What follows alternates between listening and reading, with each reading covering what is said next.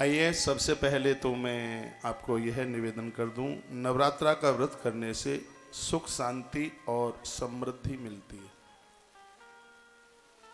नवरात्रा का व्रत करने से सुख मिलता है, शांति मिलती है, बहुत समृद्धि। समृद्धि का मतलब है जिसमें संस्कारों की वृद्धि, संपत्ति की वृद्धि, सन्मति की वृद्धि, जिन चीज़ों के द्वारा हमारा कल्याण होता है वो चीज़ बढ़ती जाए उसको समृद्धि कहते हैं।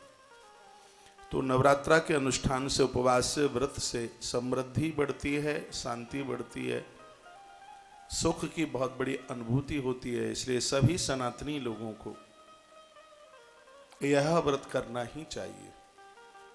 अगली बात मैं निवेदन करूंगा, नवरात्रा का व्रत करने वाले लोगों को चाहिए कि रात्रि को वो जमीन पर सोएं। रात्रि को जूठे मुंह से न सोएं। जमीन पर सोने से यह व्रत अपने आप में बहुत ज़्यादा प्रभावशाली हो जाता है और इस व्रत का महत्व तो बहुत ज़्यादा बढ़ जाता है। यदि आपको जमीन में सोने में किसी भी प्रकार की कोई दिक्कत नहीं है, परेशानी नहीं है, तो नवरात्रा का व्रत करने वाले महानुभावों को जमीन पर ही अपना बिस्तर लगाना चाहिए। इस व्रत में ब्रह्मचर्य धर्म का पालन करना बहुत ज़्यादा जरूरी होता है। ब्रह्मचर्य खंडित होने से साधक की साधना संपूर्ण खंडित हो जाती है। इसका प्रभाव मस्तिष्क के ऊपर पड़ता है, यहाँ तक कि माथे का रोग बन जाता है और तमाम तरह की नकारात्मक सोच उनके माथे में पैदा हो जाती है। अनुष्ठान में जिनकी ब्रह्मचर्य साधना खंडित हो जाती है। इसलिए इस व्रत में, इस अनुष्ठान में इस बात का भी ध्यान रखें। अगली बात बताई गई है कि नवरात्रा के अनुष्ठान में बार बार पानी पीने के लिए भी मना किया है। आप आचमन कर सकते हैं, आप आचमन कीजिए। यह नहीं कि दिन में 10 बार फलहार करें और 10 बार पानी पिए। बार बार जल पीने की बात को भी, इसको भी परहेज में लिया गया है।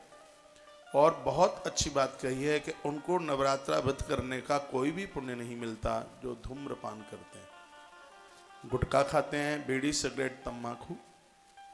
भले ही ये चीजें अन्न में नहीं आती, लेकिन कालिका पुराण में इसको निषेध किया है। नवरात्रा का व्रत करने वाले जर्दा, तम्बाकू, किसी भी प्रकार की नशीली चीज को प्रयोग में लेते हैं तो उनको इस अनुष्ठान का करने का कोई भी फल प्राप्त नहीं होता। कितना भी नहीं होता, बिल्कुल नहीं होता। ये बात बहुत समझने के लायक है। मेरे सामने ग्रंथ रखा है और उसी में से बात मैं बोल रहा हूं। जब बार बार जल पीने के लिए इस अनुष्ठान में मना किया है तो आप धूम्रपान कैसे कर सकते हैं? बीड़ी, सिगरेट, गुटखा, तम्बाकू, इसका विरोध किया है। यह चीजों का परहेज होना चाहिए। नवरात्रा का व्रत करने वाले जनों को ये नहीं करना चाहिए। अगली बात बताइए, अपनी नित्य नैमित्तिक पूजा जरूर करें। ये नहीं कि इस अनुष्ठान में अपनी जो रोज की पूजा है वो छूट जाए, नहीं। पहले रोज की पूजा कीजिए, दैनिक पूजा जिसे कहते हैं। उससे निवृत्त होने के तत्पश्चात माता रानी का जो आप अनुष्ठान आरंभ किए हैं उसके तत्पश्चात फिर उस पूजा को कीजिए। सुबह स्नान करके 2 काम नित्य करना है इस अनुष्ठान में। एक ज्वारों में पानी देना है और एक अखंड ज्योत आपने जलाई है, यदि बुझ रही है तो उसको संभालिए। यदि वो ठीक ठाक से जल रही है तो भी 1 चम्मच घी रोजाना उस जलने वाली अखंड ज्योत में डालें। ये कालिका पुराण में नवरात्रा के अनुष्ठान की विधि का वर्णन किया है। जैसे ही आप स्नान करके अंदर जाते हैं जहां आपने देवी को बिठाया है, अनुष्ठान को बिठाया है, झाड़ू लगाया नहीं जाता। वहां पर एक डंडे में कपड़ा बांधिएगा, उससे वहां के कूड़े करकट को, कचड़े को बाहर निकालिए और पानी से छींटे लगाइए ज्वारों में और 1 आध चम्मच घी जलने वाली ज्योत में डालिए।